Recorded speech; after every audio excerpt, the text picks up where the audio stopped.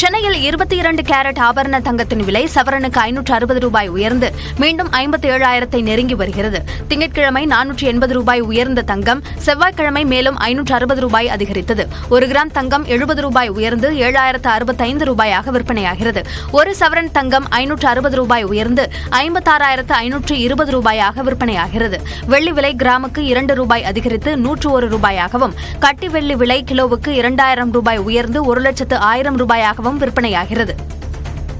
நெடுஞ்சாலைத்துறையில் 692 கோடியில் முறைகேடு என்ற அறப்போர் இயக்கத்தின் மீது தான் தொடர்ந்த வழக்கில் ஆஜராக அதிமுக பொதுச் செயலாளர் எடப்பாடி பழனிசாமி சென்னை உயர்நீதிமன்றத்துக்கு வந்துள்ளார். நேரடி காட்சிகளை பார்த்து வருகிறோம்.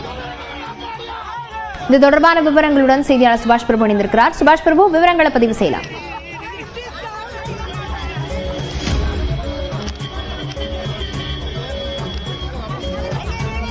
நெடுஞ்சாலைத்துறையில் 692 கோடி ரூபாய் முறைகேடு என்ற அறப்போர் இயக்கத்தின் மீது தான் தொடர்ந்த வழக்கில் ஆஜராக அதிமுக பொதுச் செயலாளர் எடப்பாடி பழனிசாமி சென்னை உயர்நீதிமன்றத்திற்கு நேரில் ஆஜராகி வந்திருக்கிறார். அந்த நேரடி காட்சிகளை பார்த்து வருகிறோம். விவரங்களுடன் செய்தியாளர் சுபாஷ் இணைந்திருக்கிறார். சுபாஷ், விவரங்கள்.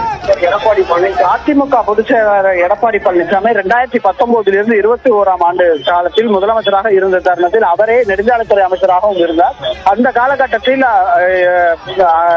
நெடுஞ்சாலைத்துறையில் விடப்பட்ட டெண்டர்கள் முறைகேடாக நடந்து அரசுக்கு வருவாய் இழப்பு ஏற்படுத்தி இருப்பதாக கூறி அறப்போர் இயக்கம் தொடர்ச்சியாக பேசி வந்தது. இந்த அறப்போர் இயக்கம் பேசுவதற்கான எந்த ஒரு முகாந்திரமும் இல்லை. அவர்கள் மீது அதிமுக பொதுச் செயலாளர் எடப்பாடி பழனிசாமி அவதூறு வழக்கை தொடர்ந்திருந்தார். இந்த அவதூறு வழக்கில் சாட்சியம் அளிப்பதற்காக தற்போது அதிமுக பொதுச் செயலாளர் எடப்பாடி பழனிசாமி சென்னை உயர்நீதிமன்றத்தில் இருக்கக்கூடிய நீதிமன்றத்திற்கு வந்திருக்கிறார்.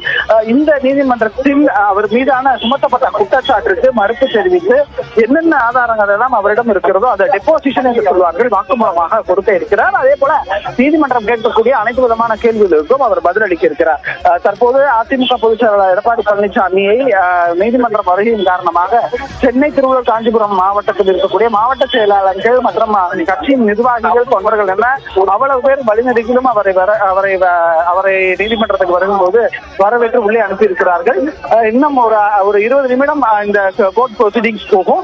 அதன் பின்னராக அதிமுக சார்பாக வழக்கறிஞர் என்பதை முன்னாள் சட்டமன்ற உறுப்பினர், அவர் சட்டத்துறை செயலாளராக இருக்கிறார் அதிமுகவில், அவர் இந்த வழக்கு குறித்து என்னென்னலாம் இந்த நீதிமன்ற நடவடிக்கைகள் நடந்தது என்பது தொடர்பாக பேச இருக்கிறார்.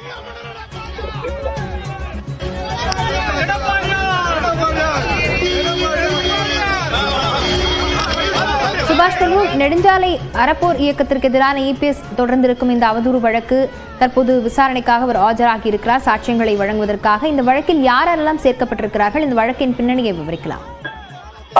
இந்த வழக்குடைய பின்னணின்னு பார்த்தோம்னா 2019 21 ஆண்டு வரை நெடுஞ்சாலைத்துறையில் ஏற்பட்ட முறைகேடுகள், அதாவது டெண்டர் விடப்பட்ட முறைகேடுகள் சம்பந்தமாக இந்த வழக்கானது இந்த விவகாரம் 692 கோடி ரூபாயில இழப்பு ஏற்பட்டுள்ளதாக கூறி நெடுஞ்சாலைத்துறையில் இழப்பு ஏற்பட்டதாக கூறி அறப்போர் இயக்கம் தொடர்ச்சியாக 2022 ஆண்டு பேசி வந்தது. சமூக வலைதளங்கள் எல்லாம், வீடியோ பதிவுகள் எல்லாம் ஏற்கப்பட்டது. தஞ்சாவூர், சிவகங்கை, கோவை மாவட்டங்கள்ல இந்த நெடுஞ்சாலை டெண்டர் பணிகள்ல முறைகேடு நடந்திருப்பதாக தான் அறப்போர் இயக்கத்தின் பிரதான குற்றச்சாட்டாகும். இந்த குற்றச்சாட்டுக்கு எதிர்ப்பு தெரிவித்து இந்த டெஃபர்மேஷன் கேஸ அவர் ஃபைல் பண்ணியிருந்தாரு.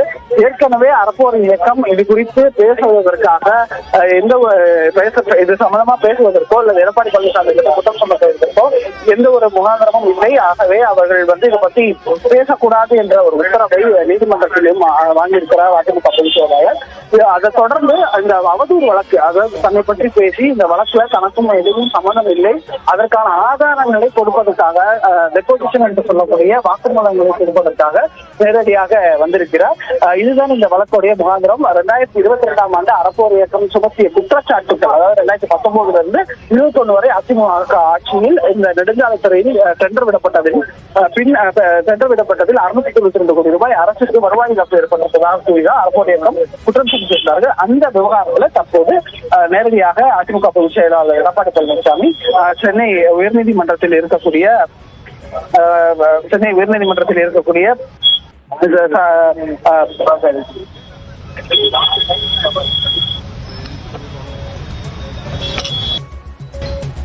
அறப்போர் இயக்கத்திற்கு எதிராக இபிஎஸ் தொடர்ந்த வழக்கில் ஆஜராகி சாட்சியங்கள் அளிப்பதற்காக அதிமுக பொதுச் செயலாளர் எடப்பாடி பழனிசாமி உயர்நீதிமன்றத்தில் நேரில் ஆஜராகியிருக்கிறார். தான் தொடர்ந்த அவதூறு வழக்கில் எடப்பாடி பழனிசாமி ஆஜராகி நேரில் சாட்சியங்கள் அளிக்க உயர்நீதிமன்றத்துக்கு வந்திருக்கிறார். விவரங்களுக்கு நன்றி சுபாஷ் பிரபு.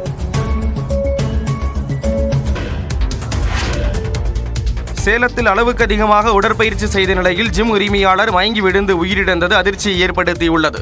சேலம் கோட்டை பகுதியைச் சேர்ந்தவர் 36 வயதான மகதீர் முகமது. இவர் சொந்தமாக உடற்பயிற்சி கூடம் நடத்தி வந்தார். நேற்று முன்தினம் இரவு உடற்பயிற்சி கூடத்திற்கு சென்ற மகதீர் முகமது நீண்ட நேரம் வெளியில் வரவில்லை என்று கூறப்படுகிறது. இதனால் சந்தேகம் அடைந்த உறவினர்கள் உடற்பயிற்சி கூடத்திற்கு சென்று பார்த்தனர். அப்போது அங்கு கழிவறையில் மகதீர் முகமது மயக்கமடைந்து கிடந்தார். உடனடியாக அவரை மீட்டு மருத்துவமனைக்கு கொண்டு சென்றனர். மருத்துவர்கள் பரிசோதித்ததில் அவர் இறந்துவிட்டது தெரிய வந்தது. அளவுக்கு அதிகமாக உடற்பயிற்சியில் ஈடுபட்டதால் மாரடைப்பு ஏற்பட்டு அவர் இறந்திருக்கலாம் என காவல்துறையினர் தெரிவித்துள்ளனர். இதுகுறித்து செவ்வாய்பேட்டை காவல் நிலையத்தினர் விசாரித்து வருகின்றனர்.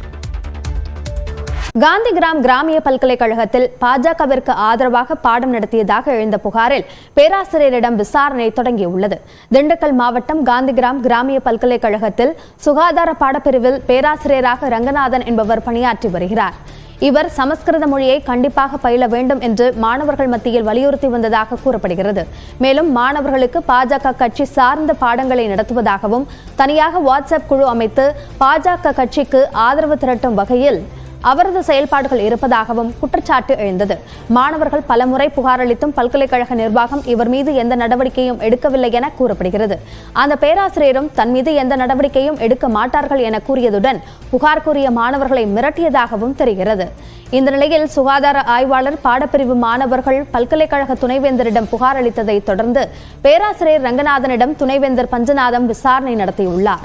இதனிடையே 6 மாத சொந்த விடுப்பில் பேராசிரியர் ரங்கநாதன் சென்றுள்ளதாக தகவல் வெளியாகியுள்ளது.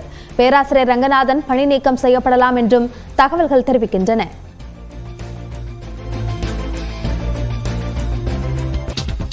குக்கி ஆயுத குழுவை சட்டவிரோத அமைப்பாக அறிவிக்க வேண்டும் என்று மத்திய அரசுக்கு மணிப்பூர் மாநில அரசு கோரிக்கை விடுத்துள்ளது. ஆயுதப்படை சிறப்பு அதிகார சட்டத்தை மறு ஆய்வு செய்ய வேண்டும் என்றும் வலியுறுத்தப்பட்டுள்ளது. மணிப்பூரில் குக்கி பழங்குடியினர் மற்றும் மேத்தி சமூகத்தினருக்கு இடையேயான மோதலால் பதற்றம் நீடித்து வருகிறது. அங்கு சட்டம் ஒழுங்கை நிலைநாட்ட கூடுதல் படைகளை அனுப்ப மத்திய அரசு முடிவு செய்துள்ளது. இந்த நிலையில் மணிப்பூர் தலைநகர் இம்பாலில் நேற்று முதலமைச்சர் பிரேம் சிங் தலைமையிலான உயர்மட்ட குழு கூட்டம் நடைபெற்றது.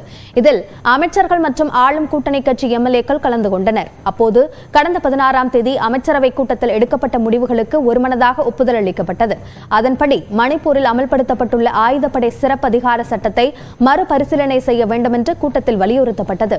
குக்கி ஆயுத குழுவினருக்கு எதிரான நடவடிக்கைகளை 1 வாரத்திற்குள் தொடங்க வேண்டும் என்றும் குக்கி ஆயுத குழுவை சட்டவிரோத அமைப்பாக மத்திய அரசு அறிவிக்க வேண்டும் என்றும் கோரிக்கை விடுக்கப்பட்டது. இந்த கோரிக்கைகள் குறிப்பிட்ட காலத்திற்குள் நிறைவேற்றப்படாவிட்டால் மாநில மக்களுடன் கலந்தாலோசித்து அடுத்த கட்ட நடவடிக்கை எடுக்கப்படும் என்றும் பாஜக கூட்டணி கட்சி சட்டமன்ற உறுப்பினர்கள் தெரிவித்துள்ளனர்.